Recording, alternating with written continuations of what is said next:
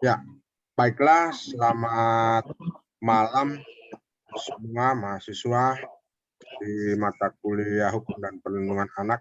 Hari ini kita akan mendengar presentasi dari dua orang mahasiswa mengenai studi kasus-kasus hukum dan perlindungan anak. Karena kita tahu bersama banyak kasus-kasus yang telah terjadi di Indonesia ini yang melibatkan anak itu sendiri, baik itu anak sebagai korban maupun anak juga sebagai pelaku pelanggar hukum. Baiklah, kesempatan ini saya langsung berikan kepada yang pertama, Yuni Galah. Mungkin kalau ada yang di share screen boleh juga. Yang lainnya boleh diaktifkan kameranya ya. Ya, silakan Yuni Galah. Ya Pak, aku mau kirim ini di grup kasusnya. Aku. Kalau bisa tampilkan di sini enggak apa-apa juga. Tampil. Langsung saja share screen. Bisa. Tunggu Pak.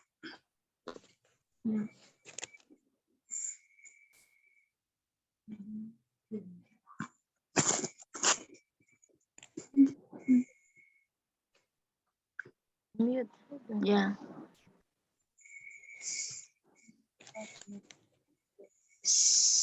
Apa lagi? Iya.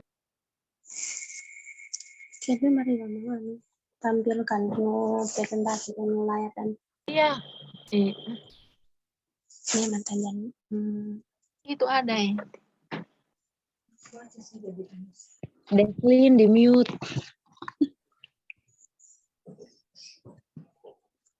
Bisa Yuni. Tunggu Pak. Nggak pakai HP kah? Iya Pak. Ada. Tapi bisa itu kan. Ya, cuman maksudnya saudara dan kuliah sih. Pakai HP tampil kerja.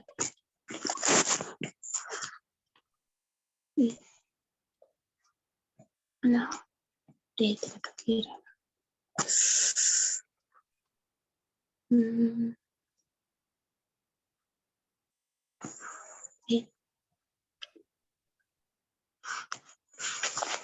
Kalau tidak bisa nanti kirim sama saya, boleh? Boleh, Pak.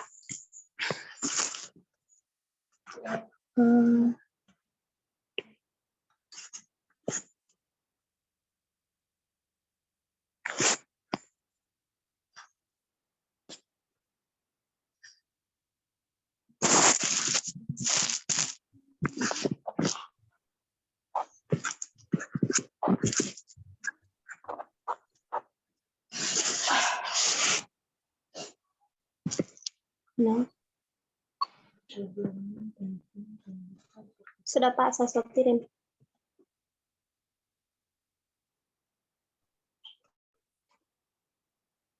Kasus pembunuhan.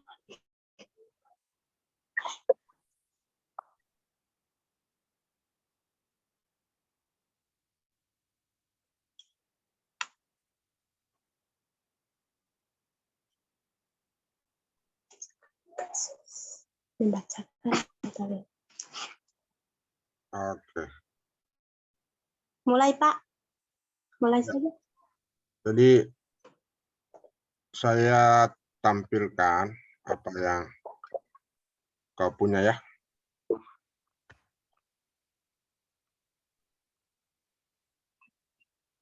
Kelihatan? Sudah. Ya, kelihatan. Pak. Di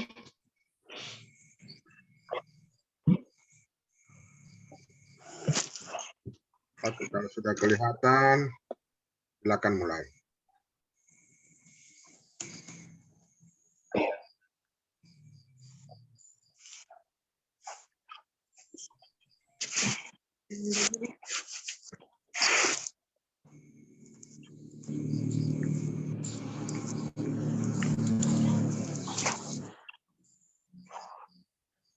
Oke. Akan Yurni.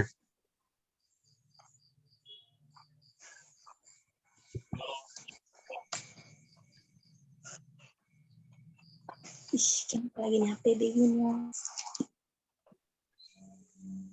Halo. Ayo Yurni. Terus kalau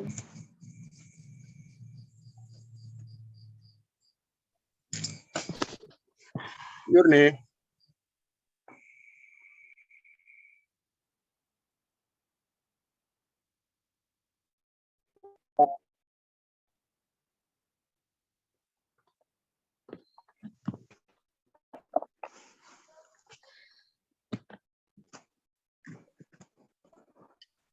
Mana Yurni ini? Ya Pak, Ayo mulai. aku tak kancing-kancing. Ya, terima kasih atas kesempatan yang diberikan. Di sini saya akan membacakan kasus pembunuhan Angeli yang terjadi pada tanggal 16 Mei 2015.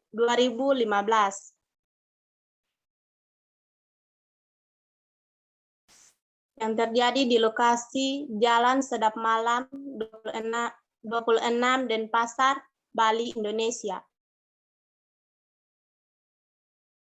Penyebab kekerasan terhadap anak. Pembunuhan Angeli merupakan peristiwa kekerasan terhadap anak perempuan berusia 8 tahun yang terjadi di Kota Denpasar, Bali pada 16 Mei 2015. Peristiwa ini menjadi populer dalam berbagai media di Indonesia, diawali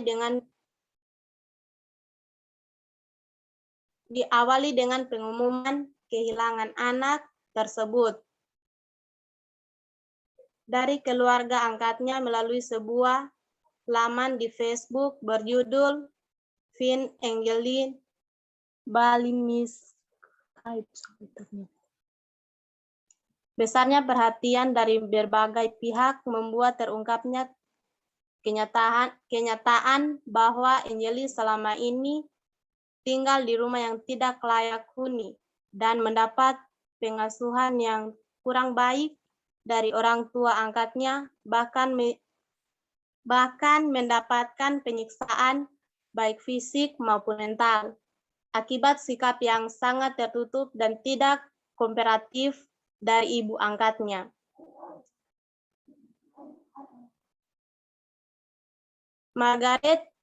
Dari ibu angkatnya Margaret, muncul dugaan bahwa Angeli hilang bukan karena diculik, melainkan karena dibunuh bahkan sebelum jenazahnya ditemukan.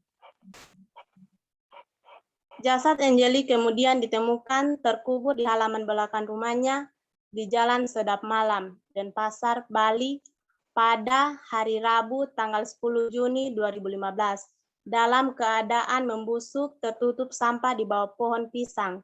Setelah polisi mencium bau menyengat dan melihat ada gundukan tanah di sana.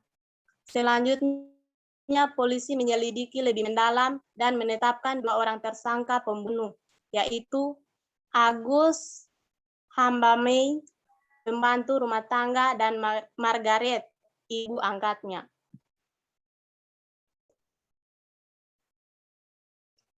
Latar belakang orang tua kandung. Angeli lahir pada tahun 19 Mei 2007 di sebuah klinik di daerah Canggu sebagai putri dari seorang ibu bernama Hamidah dan ayah bernama Ahmad. Ia adalah putri kedua dari 3 bersaudara. Namun para anggota keluarga ini kemudian tinggal terpencar karena orang tua bercerai setelah melahirkan putri ketiga. Anak sulungnya Ina yang berusia 17 tahun tinggal bersama keluarga ayahnya di Rogojenti, Banyuwangi. Sementara Aisyah 9 tahun, anak bungsu, tinggal bersama neneknya di desa Tulungarejo, Banyuwangi.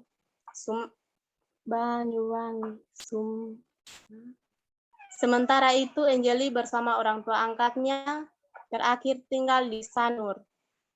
Denpasar, tepatnya di Jalan Sedap Malam.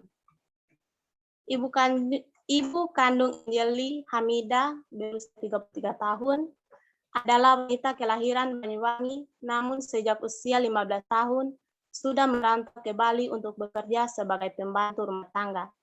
Di sana pula ia bertemu dengan istri pertamanya, ayah kandung Anjeli yang bernama Ahmad, 36 tahun, seorang pekerja buruh bangunan, untuk kemudian menikah dan menetap di Bali.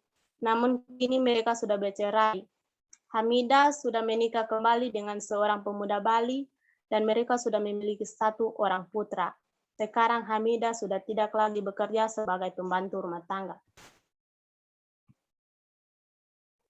Proses adopsi. Ketika melahirkan Anjeli, Hamidah tidak sanggup melunasi biaya persalinannya ke klinik saat sedang mengalami kesulitan. Demikian, seseorang mempertemukan dan memperkenalkannya dengan Margaret yang menawarkan bantuan untuk melunasi biaya tersebut sekaligus bermaksud untuk mengadopsi bayinya. Waktu itu Margaret datang ditemani suaminya bernama Douglas.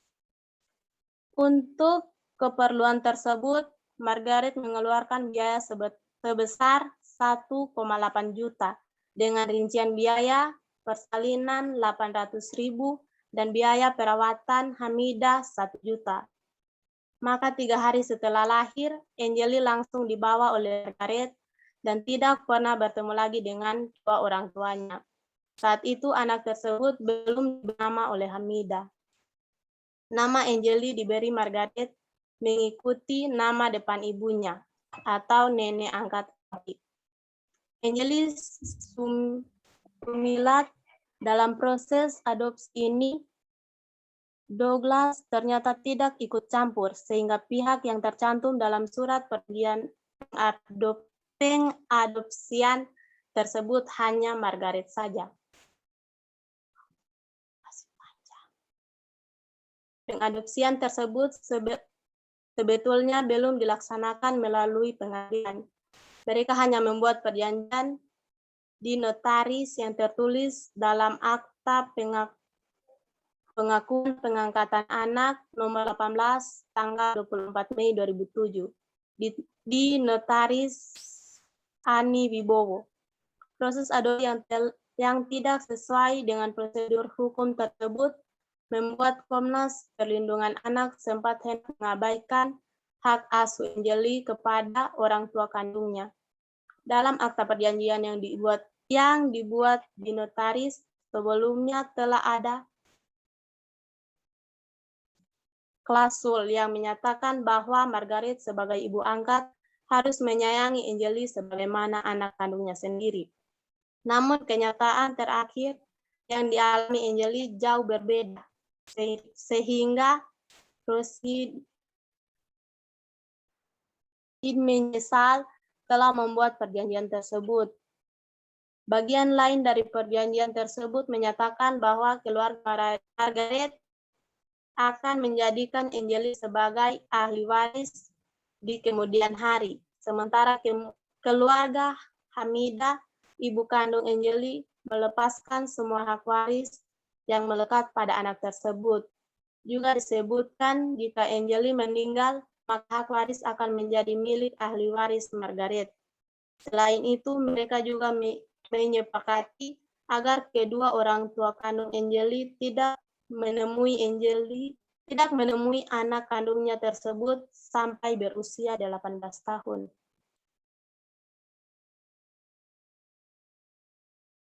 Berikut pengasuhan orang tua angkat. Anjeli diterima di keluarga angkatnya dan diperlakukan sebagai amanah anak kandung Margaret lainnya.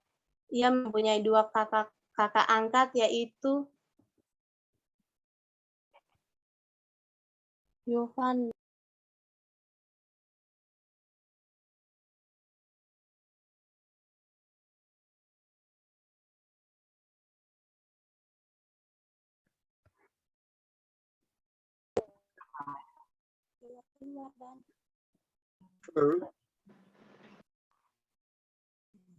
Tunggu pataan, pakai keluar.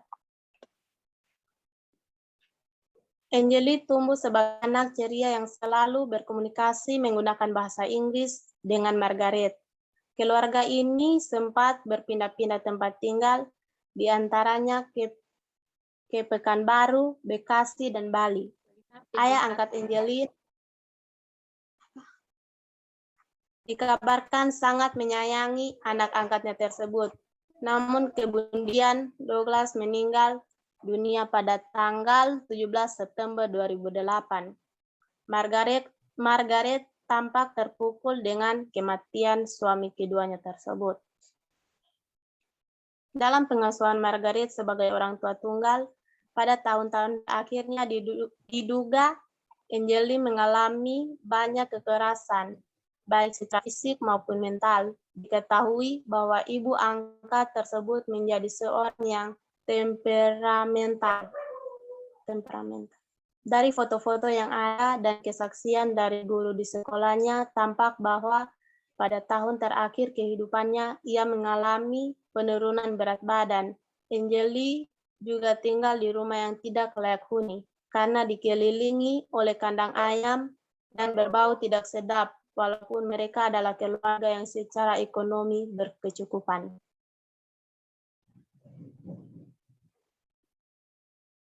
Setiap hari Angeli diberi tugas untuk mencuci baju, mengepel lantai, membersihkan rumah, serta memberi makan binatang-binatang peliharaan ibu angkatnya berupa ayam, anjing, dan kucing.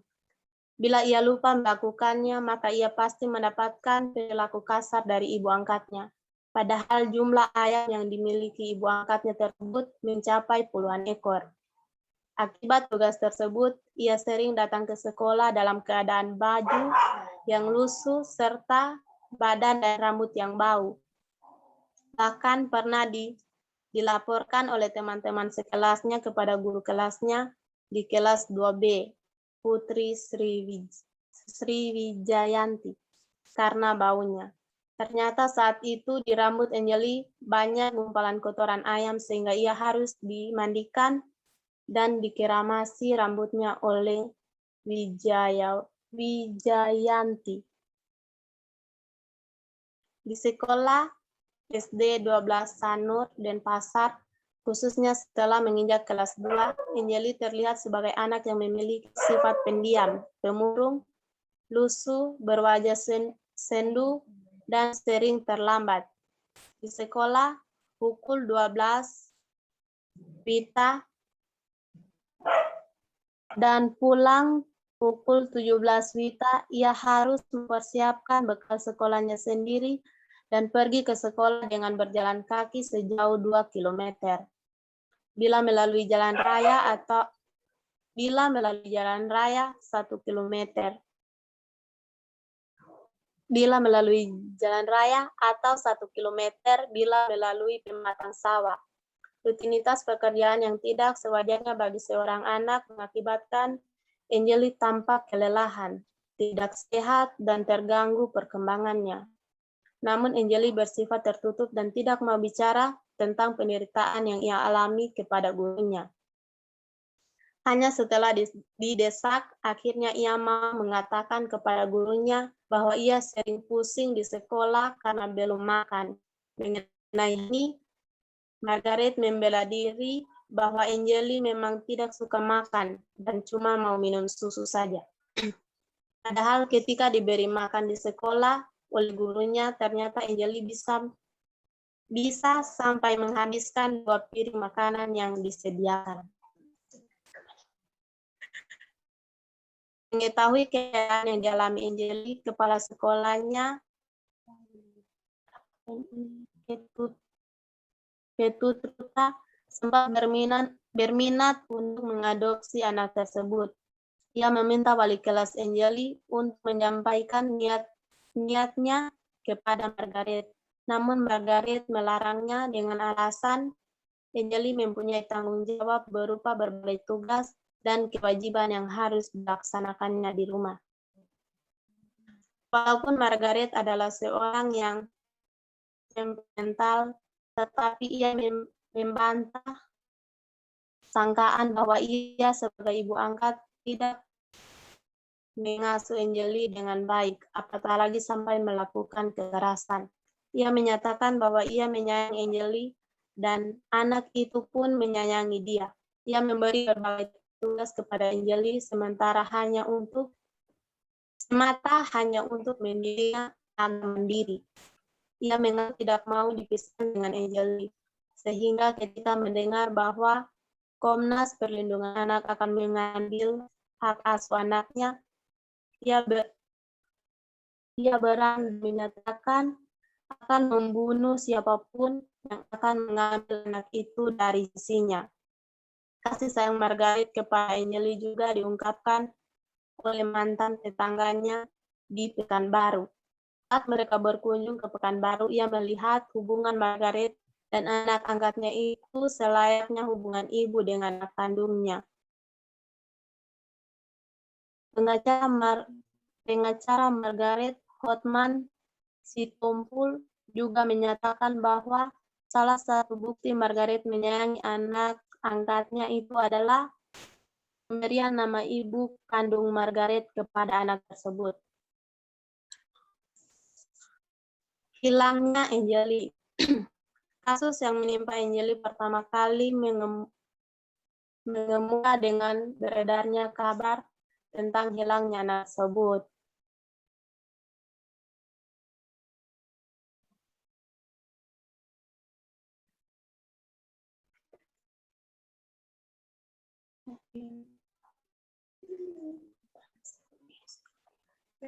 Taman tersebut dibuat oleh salah satu kakak angkat Angeli yang sedang kuliah di Amerika Serikat, yaitu Christine.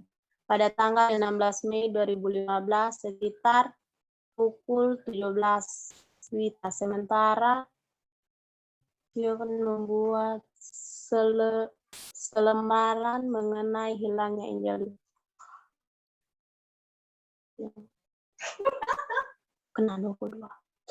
Keesokan harinya berbagai media massa turut memberitakan kehilangan tersebut.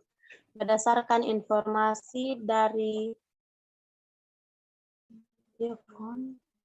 dikabarkan bahwa adiknya hilang saat mereka bermain di depan rumah sekitar pukul 15 WITA. Setelah tidak juga ditemukan sampai pukul 18 WITA, maka kemudian dia pun melaporkan ke polisi. Tim pencari anak hilang dari kepolisian lantas mencarinya dari Denpasar sampai ke Banyuwangi, tempat lahir orang tua kandungnya. Berbagai upaya dilakukan oleh polisi seperti mengamati CCTV di sekitar lokasi, menganalisis telepon seluler orang tua kandung dan orang tua angkatnya, serta menggunakan anjing pelacak. Namun anjing tersebut tidak menemukan jejak Angeli dan berputar-putar di sekeliling sekitar rumah saja. Keluarga Angeli yang berasal dari luar Bali pun berdatangan ke kediaman Angeli untuk membantu pencarian anak tersebut. Kasus kehilangan anak ini juga menarik perhatian Komisi Nasional Perlindungan Anak Indonesia atau KPAI, sehingga ketuanya Aris Merdeka Sirait serta dua anggota timnya datang ke Bali untuk melakukan dialog dengan Polres Denpasar dan Polda Bali. Mereka juga kemudian berkunjung dan menemui Margaret di rumahnya. Saat itu Margaret memperkenalkan mereka,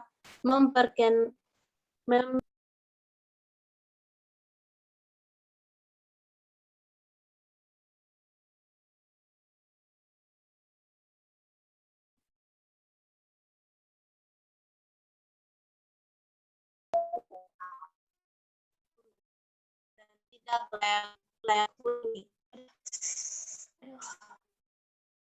Dengan halaman dipenuhi kandang ayam berjumlah sekitar 100 ayam, sehingga membuat anak tidak bisa berkembang dengan baik. KPAI juga menyatakan maksudnya akan mengambil alih sementara hak asuh Margaret atas Angeli, sehingga membuat Margaret menangis histeris. Dia mengaku tidak terima, bahkan mengancam akan membunuh siapapun yang mengambil anaknya itu karena dia menyayangi dan Angeli pun menyayanginya. Kenapa ini aktif begini?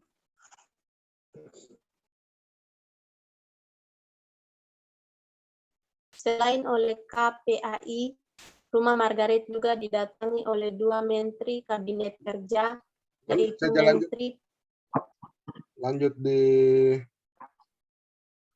mana Pak? lanjut di sini ya, kasus hukum ini. Kasus hukum. Ya. Kasus hukum yang pertama yaitu penyelidikan. Setelah ditemukannya jasad Angeli pada tanggal 10 Juni 2015, Kepolisian Resort Kota Denpasar segera mengadakan pemeriksaan terhadap 7 orang, yaitu Margaret, ibu angkat, Yvonne dan Christine, kakak angkat, Agustai, pembantu, dan 2 penghuni indekos, suami istri, Rahmat, Andono, dan Susiani, dan petugas keamanan, Satpam Dewa Ketutraka, yang disewa khusus oleh Margaret untuk menjaga rumah itu setelah ramainya pengetahuan terkait Angeli. Dari hasil pemeriksaan awal tersebut, polisi menetapkan Agustai Hamba Mei sebagai tersangka pembunuhan Angeli yang mengakui telah membunuh dan memperkosa Angeli pada tanggal 16 Mei 2015 sekitar pukul 13 WITA. Tepat pada hari hilangnya anak tersebut dan kemudian menguburkan jasadnya di belakang rumah majikannya itu pada pukul 20 WITA.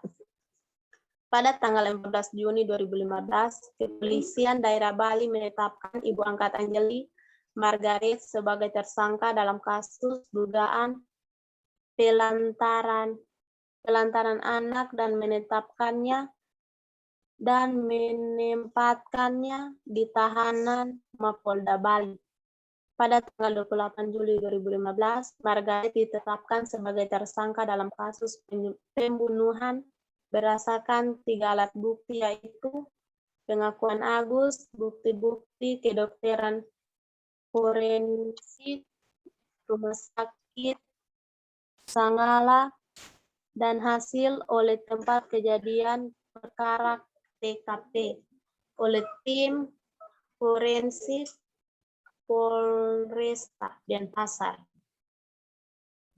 Polda Bali dengan bantuan yang penting-penting saja dibaca. Pada tanggal 6 Juli 2015, Polresta Denpasar menggelar rekonstruksi pembunuhan Angeli di tempat kejadian perkara di Jalan Sedap Malam 26 Denpasar, dihadiri 2 tersangka. Pada tanggal 29 Juli 2015, pra peradilan yang diajukan Margaret ditolak oleh Pengadilan Negeri Denpasar. Habis itu, pada tanggal 7 September 2015,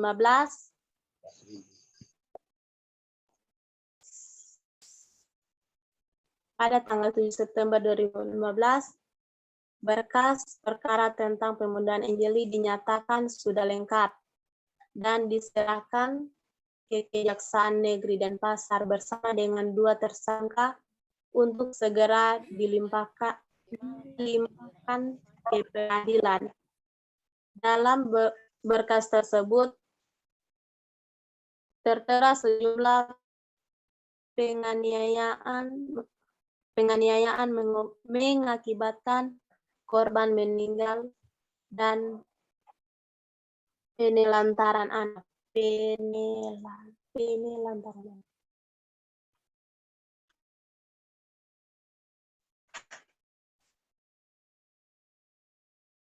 Peradilan. Sidang perdana kasus pembunuhan Angelly digelar pada tanggal 22 Oktober 2015. Pada sidang tersebut, jaksa menyebutkan jika Margaret menyuruh Agus Tai untuk menguburkan jasad Angelly dengan iming-iming uang. Margaret pula menyuruh Agus untuk menyalakan rokok dan menyudutkannya ke tubuh Angelly. Dan hal tersebut sesuai dengan hasil visum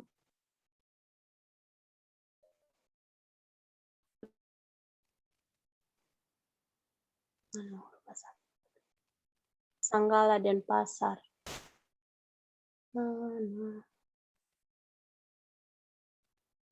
Atas kasus ini, jaksa penuntut umum menuntut Agus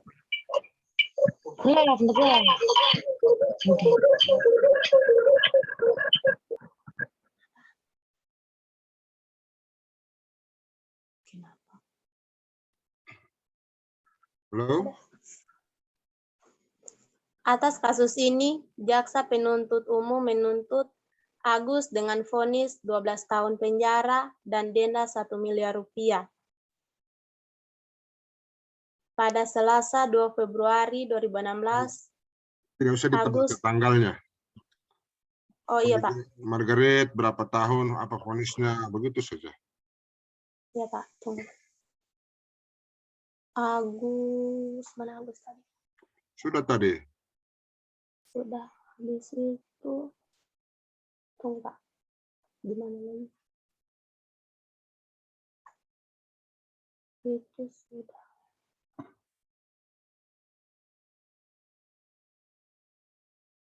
Agus tidak didakwa sebagai pembunuh Angelly, tetapi melakukan pembiaran yang menyebabkan meninggalnya Angelly. 2 hari berselang Margaret dituntut dengan penjara seumur hidup. Menggapai tuntutan ini, kuasa hukum Margaret menyatakan bahwa tuntutan ini adalah imajinatif.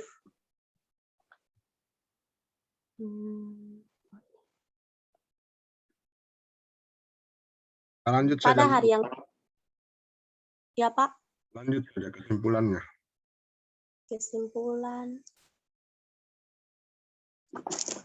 Kesimpulan, sebaiknya jika ada orang tua yang ingin mengangkat anak kecil atau mengangkat orang lain sebagai anak asuh, maka orang tersebut harus menganggap anak tersebut seperti anaknya sendiri, tidak boleh membeda-bedakan yang mana anak kandung dan yang mana bukan. Mereka harus memenuhi kebutuhan dari anak tersebut dan memperhatikannya dengan baik, dan tidak boleh memperlakukan anak tersebut dengan semena-mena seperti menyuruhnya untuk melakukan pekerjaan yang tidak seharusnya ia lakukan di umurnya yang masih kecil, menyiksa, bahkan sampai tega menghilangkan nyawa dari anak tersebut. Solusi yang sebaiknya yang dilakukan atau diberikan kepada orang yang tega menghilangkan nyawa seseorang adalah dengan memberikan hukuman yang setimpal dengan perbuatannya. Terima kasih. Oke, kita Sudah Pak. tadi sudah mendengarkan bagaimana kasus penting ya yang terjadi di Bali. Jadi selanjutnya mana semua orang-orangnya ini? Cuma saya yang pakai kamera ini.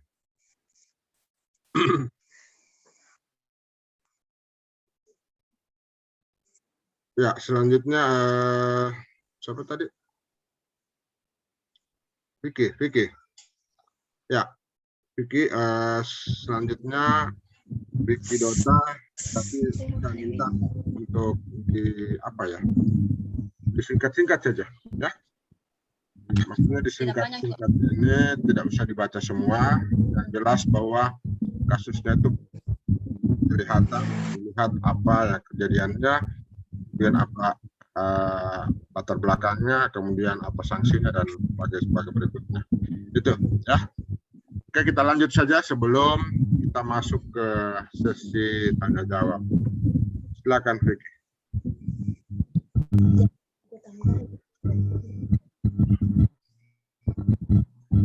Baik, terima kasih untuk kesempatan. Saya akan membahas mengenai kasus 2 ART tersangka kekerasan terhadap anak majikannya. Ada materinya?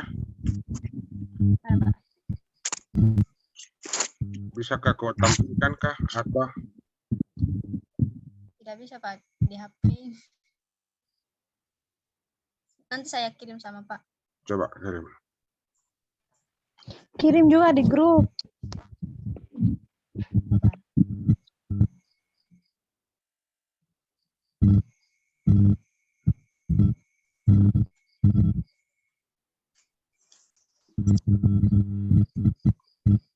Kenapa HP-mu itu, Mbak?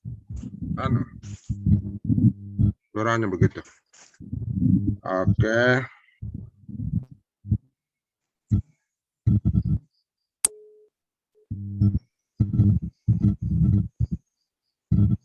Udah ada ya, tunggu.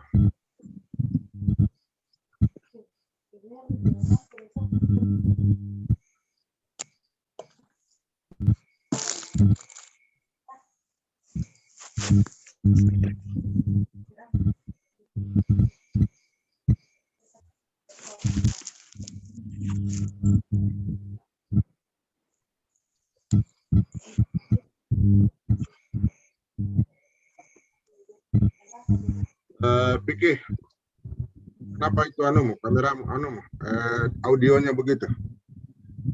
Kenapa audio? Kresek-kresek.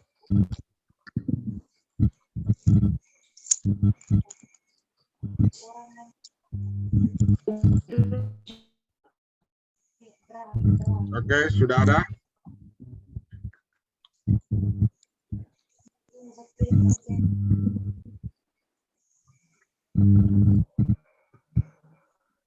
Oke, silakan Vicky. Baik, terima Yang kasih. lain mungkin dikasih off dulu audionya, suaranya. Ya, silakan Vicky. Baik, di sini saya akan membahas mengenai kasus 2 ART tersangka kekerasan terhadap anak majikannya. Kejadian ini terjadi di Cengkareng, Jakarta Barat.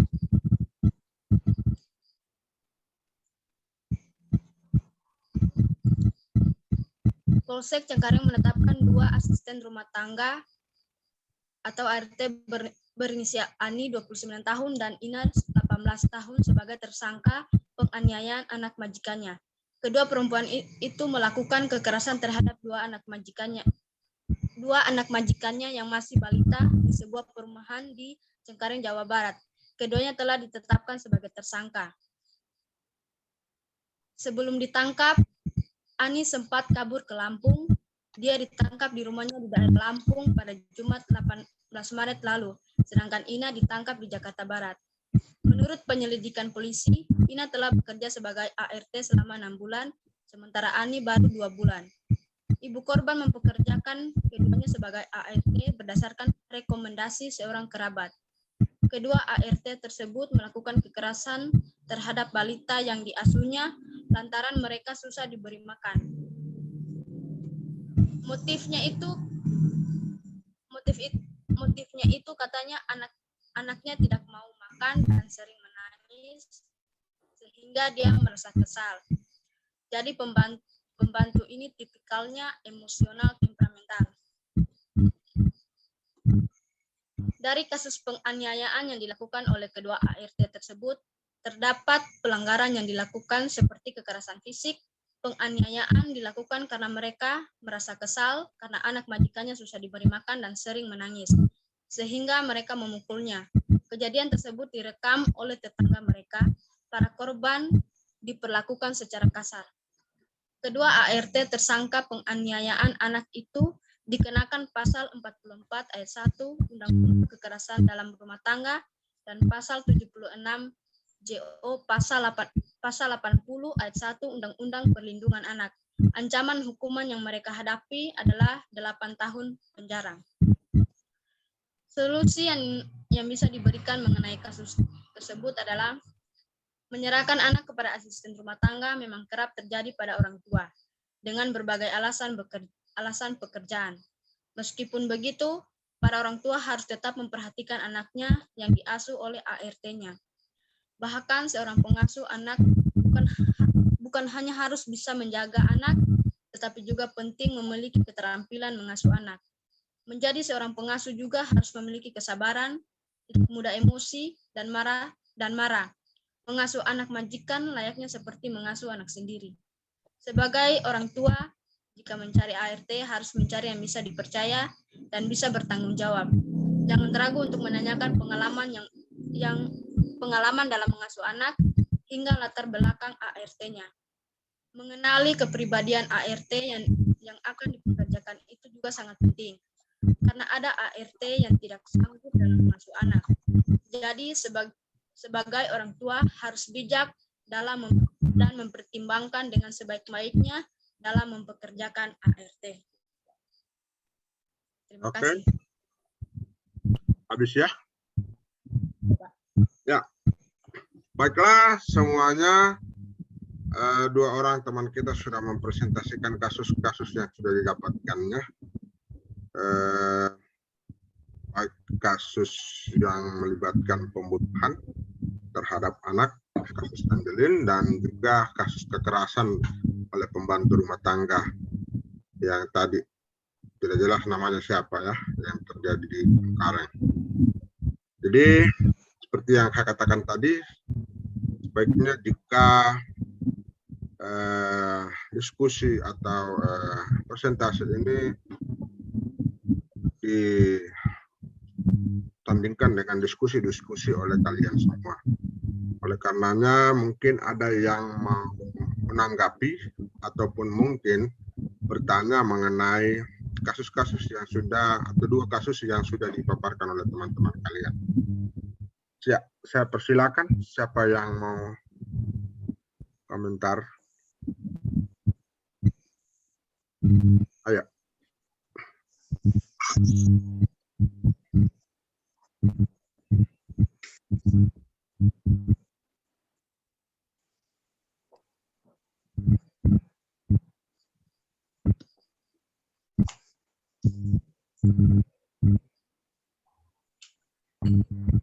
Ya, bagaimana? Apakah ada yang berkomentar mengenai kedua kasus ini? Saya, Pak. Ya, silakan. Terima kasih dari kedua kasus tadi yang sama-sama mengenai kekerasan kepada anak. Siapa yang bicara ya? Saya tidak tahu orangnya siapa. Oke, lanjut. Mengenai dua kasus tadi, itu kan membahas mengenai kekerasan kepada anak-anak. Yang walaupun yang satu sampai ke pembunuhan. Di sini saya akan bertanya, dari kasus-kasus itu apa dampak yang akan dialami oleh anak dari kasus yang Kak Vicky jelaskan tadi, atau dari kasus Kak Yurni yang Angelin itu tidak meninggal, apa dampak yang akan dialami oleh anak tersebut setelah menerima kasus-kasus penganiayaan temperamental dari orang-orang lain. Dan kemudian bagaimana kita sebagai seorang guru dalam membantu anak tersebut dari dampak-dampak dari kekerasan-kekerasan yang sudah diberikan kepada anak tersebut. Terima kasih. Oke. Ada lagi? Saya kasih kesempatan lagi. Silakan. Ya. Yang pertama untuk Kakak Yurni.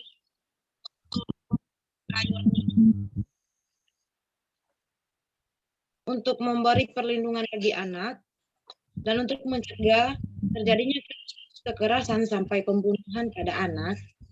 Sebagai seorang guru, apa upaya atau tips-tips yang bisa Anda lakukan di sekolah untuk membantu anak tersebut menghadapi masalah-masalah dan sehingga kasus terjadi tidak berkelanjutan sampai pemerkosaan atau pembunuhan, tidak sampai ke kasus yang separah itu. Bagaimana penanganan anak sebagai seorang guru? Kemudian untuk Vicky, bagaimana peran orang tua yang bekerja tidak bisa mengasuh anaknya, namun menggunakan jasa pengasuh untuk menjaga anaknya tersebut, bagaimana supaya orang tua tersebut memberi kepercayaan penuh kepada pengasuh dan pengasuh juga memberikan kerjasama yang bagus untuk kepada orang tua sehingga pengasuhan tersebut boleh berjalan dengan sesuai apa yang diinginkan oleh kedua belah pihak.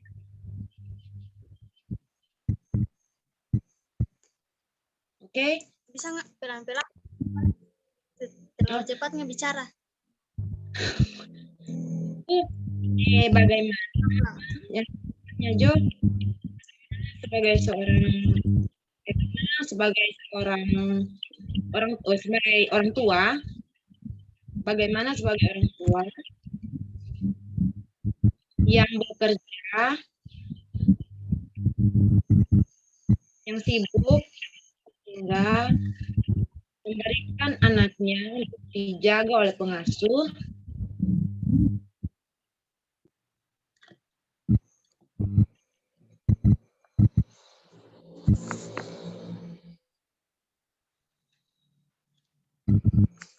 Vicky boleh di-unmute dulu sebentar mungkin. Dari situ asalnya mungkin yang kresek-kresek.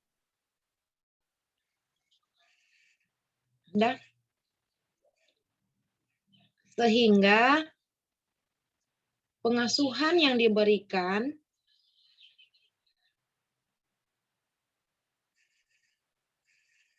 memberikan dampak baik buat pertumbuhan anak tersebut.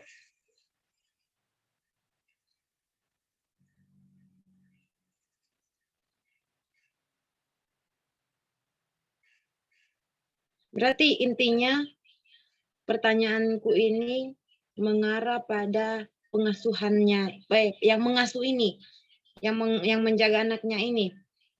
Bagaimana supaya orang tua dapat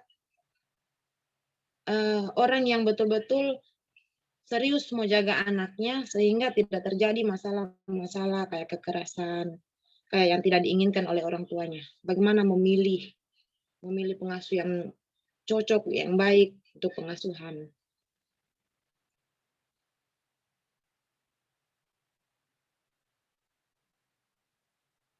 Udah.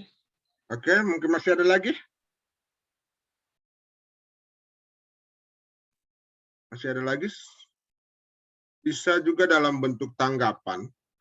Artinya tidak selalu harus pertanyaan. Barangkali ada yang mau menanggapi mengenai kedua kasus ini, silakan.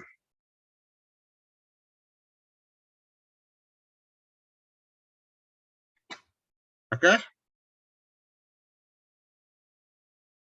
Ya, kalau sudah tidak ada lagi, disilakan kepada kedua pemateri atau yang menyampaikan tulisannya tadi, menanggapi ada 2 pertanyaan yang sudah diberikan kepada teman-teman kita, dari teman-teman kita untuk bisa ditanggapi. Silakan satu persatu.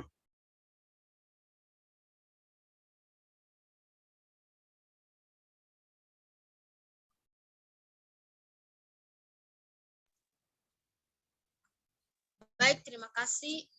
Di sini saya akan menjawab pertanyaan dari Arianita, dampak kekerasan terhadap anak itu.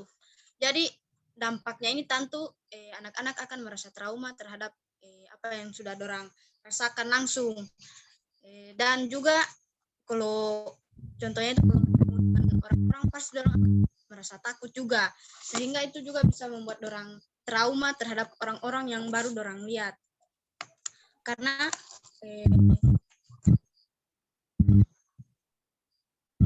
sehingga kekerasan terhadap anak ini juga sangat berpengaruh bagi perkembangan anak. Bagaimana? Iya, terima kasih atas jawabannya. Di sini saya jadi ketika anak-anak tersebut mengalami masalah mental dari kejadian-kejadian tersebut, bagaimana tanggapan kita menjadi seorang guru? Pasti otomatis ketika dia mengalami masalah mental seperti itu, kita akan sedikit kesulitan dalam mengajarkan materi, melakukan proses pembelajaran dengan anak tersebut. Nah,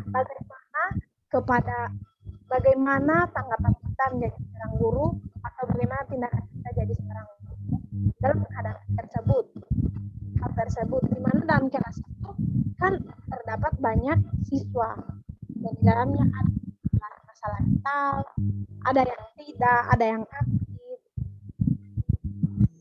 Jadi bagaimana kita melakukan proses pembelajaran itu agar anak yang mengalami masalah mental ini juga bisa menerima materi yang kita bawakan.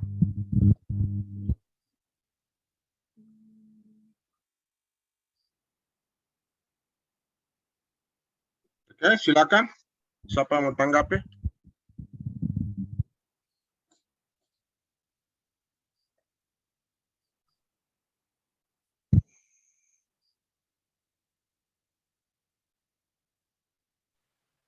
Saya boleh.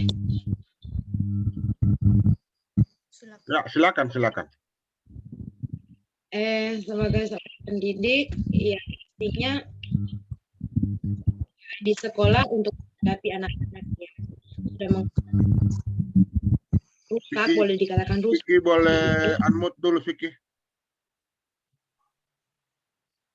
Ya, sebagai seorang pendidik untuk menghadapi hal-hal yang sering terjadi di kalangan anak usia dini, masalah kerusakan mental atau trauma yang terjadi pada anak-anak. Yang pertama itu kita harus memperhatikan apapun yang dilakukan oleh anak tersebut selama dia di sekolah atau selama dia bermain dengan temannya, selama proses pembelajaran.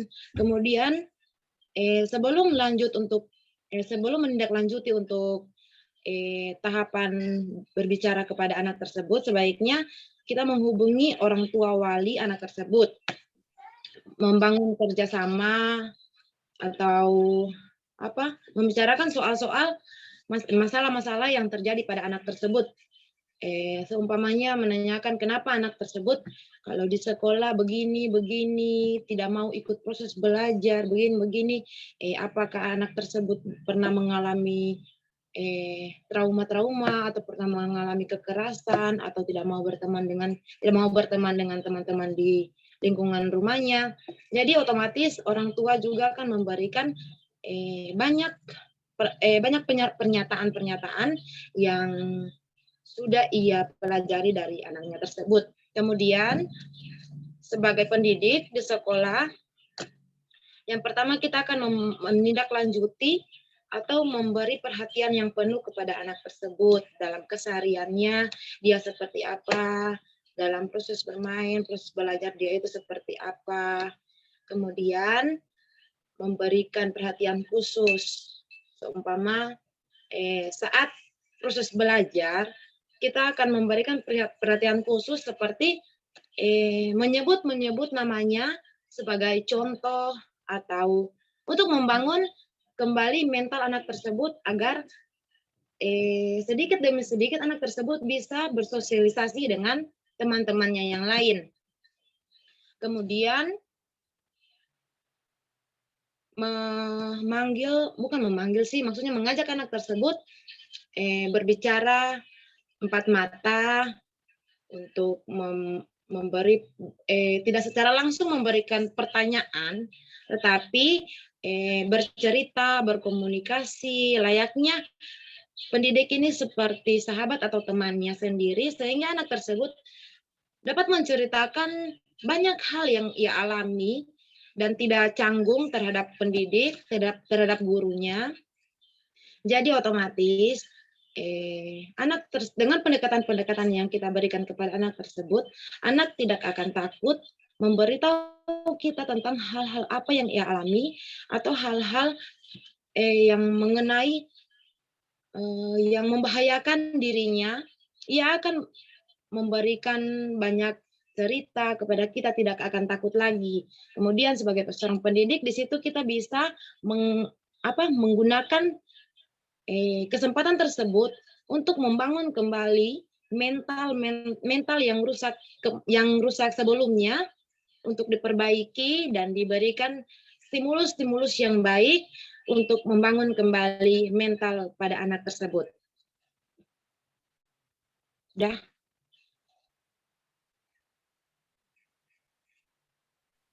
Oke. Siapa tadi ya? Tidak bicara-bicara ini. Materi yang satu. Dia keluar, Pak. Katanya jelek jaring. Jadi keluar di mana dia? Kita keluar dari Zoom ini. Jelek jaringannya, kata Pak. Jadi mana, Sah?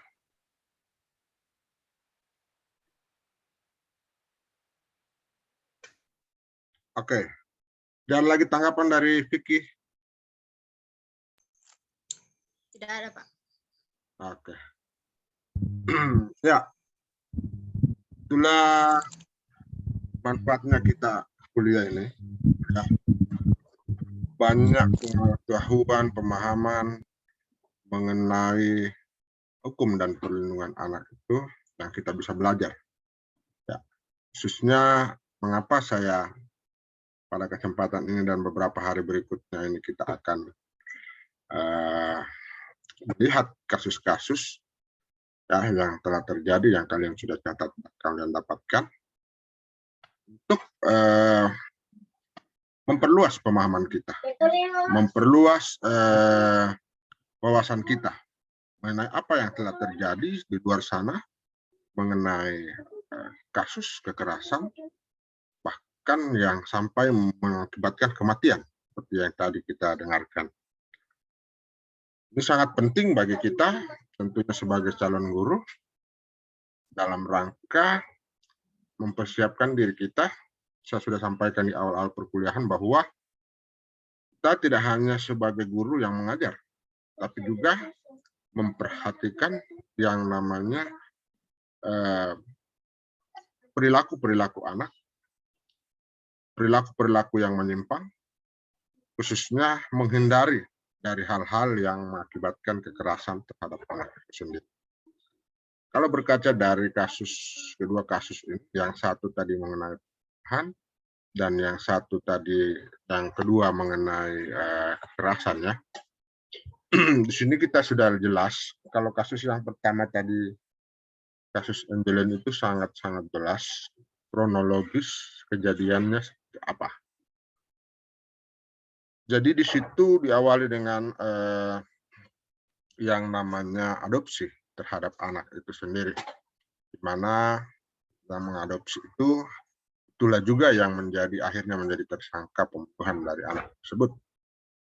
Kalau kita melihat motifnya di sini tentunya adalah bagaimana motif kekerasan murni yang dilakukan oleh ibu tirinya, di mana tentunya kalau saya melihat ada latar belakang mental atau psikologis seorang ibu itu yang mengakibatkan dia melakukan hal seperti itu. Kita tidak mempersalahkan masalah adopsinya di sini, tapi kita mempersalahkan perilaku terhadap anak itu. Kalau kita berbicara adopsi, pastinya sudah ada, seperti katakan tadi, ada hitam di atas putih, ada persyaratan-persyaratan yang harus dipenuhi oleh si adopsi ini sendiri. Ya, tunggu sebentar ya. Yuk, malam. Oh iya, iya. Oke. Selanjutnya, di dalam kasus yang Angelin tadi itu, sebenarnya sudah ada benih-benih atau sudah ada tanda-tanda yang dirasakan atau dilihat langsung oleh gurunya. Ya, kita dengar tadi alur ceritanya ya. Ya, namun sangat disayangkan, boleh saya katakan seperti itu. Kenapa langkah-langkah yang dilakukan oleh gurunya hanya sebatas itu? Sebenarnya hal ini bisa diantisipasi sedemikian rupa sejauh mungkin, sejauh dari sampai kasus pembunuhan ini, ketika terjalin komunikasi yang baik antara guru dan si anak itu. Tapi pada kenyataannya yang kita dengar bahwa di situ adalah anak itu tetap diam, anak itu tetap menutup informasi terhadap gurunya. Padahal sebenarnya di situ sudah ada kecurigaan dari guru-gurunya itu. Ya, bahkan langkah-langkah yang sudah dihadapi, seperti katakan tadi kepala sekolahnya katanya hendak mengadopsi kembali anak itu, ya sebenarnya itu sudah langkah yang tepat, tetapi sayangkan bahwa hanya berlanjut sampai di situ saja, tidak ada tindak lanjut selanjutnya.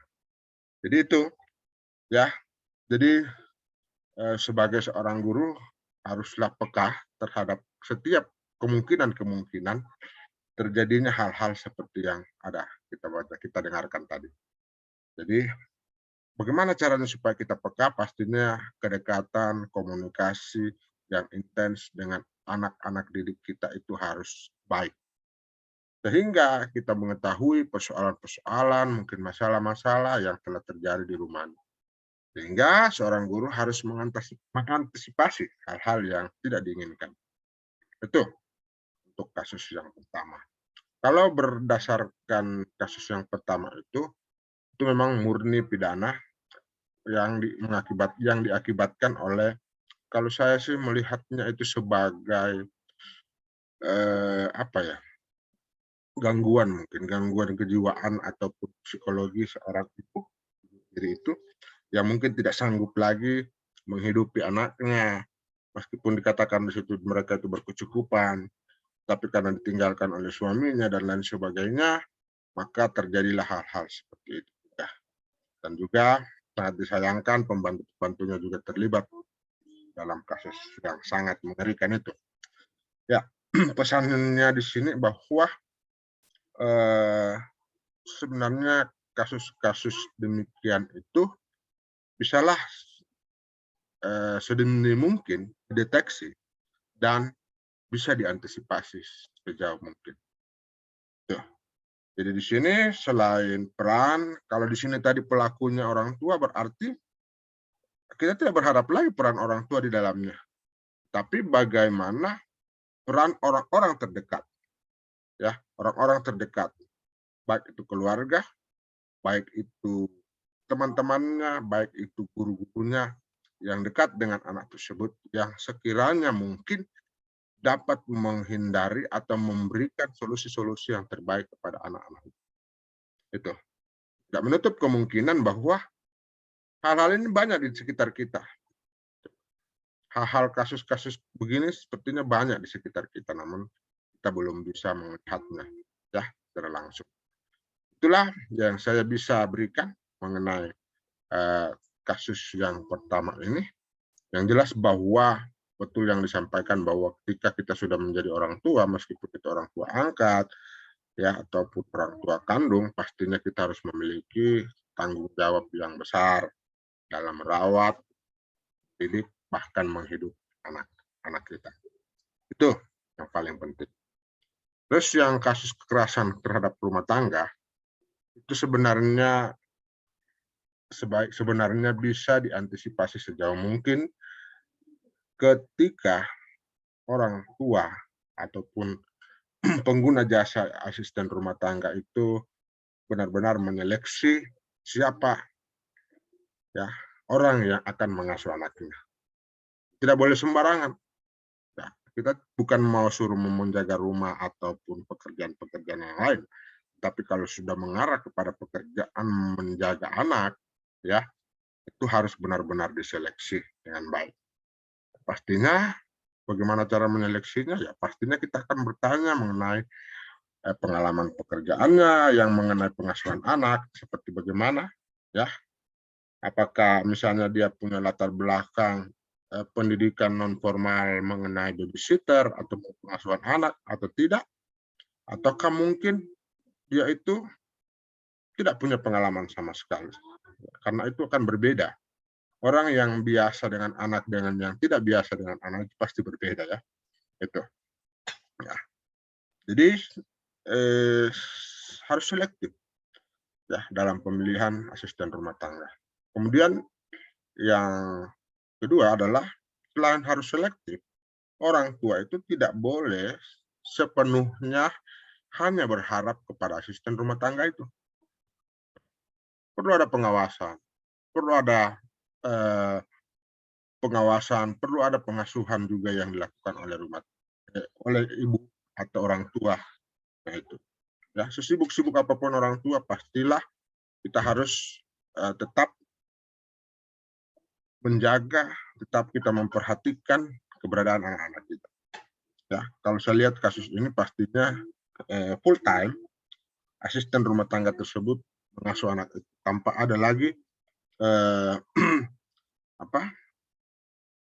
pengasuhan-pengasuhan atau perhatian dari orang tua. Pesannya di sini tentunya perhatian atau peran orang tua itu dalam mengasuh atau mendidik anak itu harus selalu ada.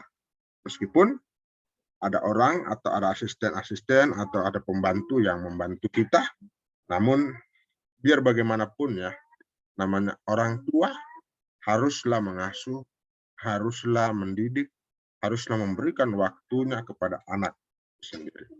Jangan sampai kasus ini terjadi. Karena kenapa? Karena juga mungkin saja karena beban kerja yang sangat berat yang mengakibatkan psikologi para pembantu itu sudah tidak bagus, tidak stabil, maka terjadilah emosional. Karenanya, yang pertama saya katakan tadi harus selektif dalam memilih asisten rumah tangga berdasarkan pengalaman-pengalamannya. Dan yang kedua, meskipun ada asisten rumah tangga, orang tua harus bertanggung jawab di dalam mendidik, mengawasi, ya, menjaga, merawat anak.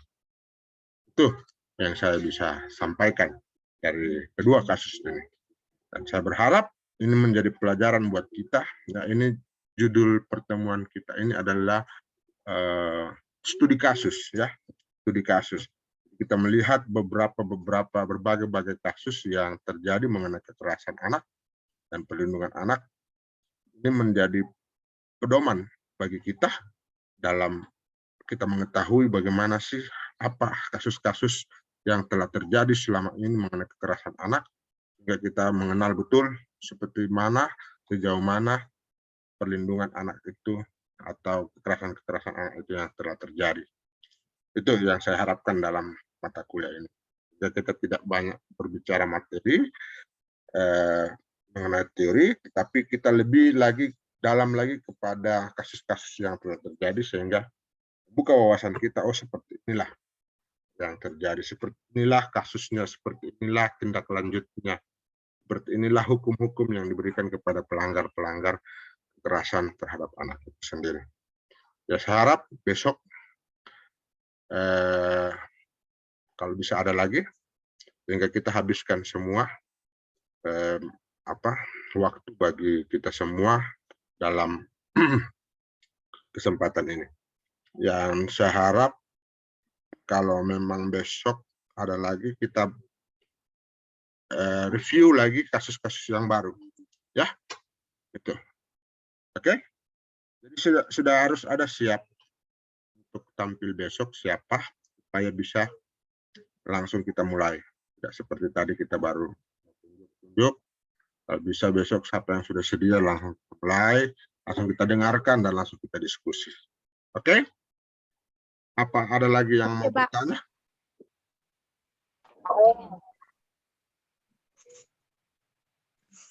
Ya, bagaimana? Sabun kata ada liok sih. Sudah, Pak. Oke, kalau sudah, Pas.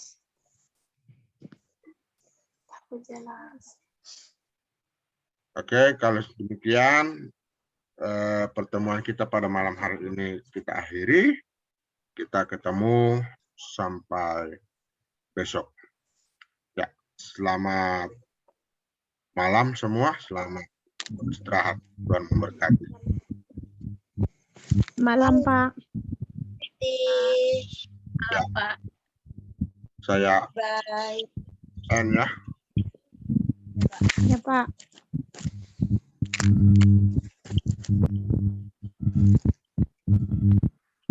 Screen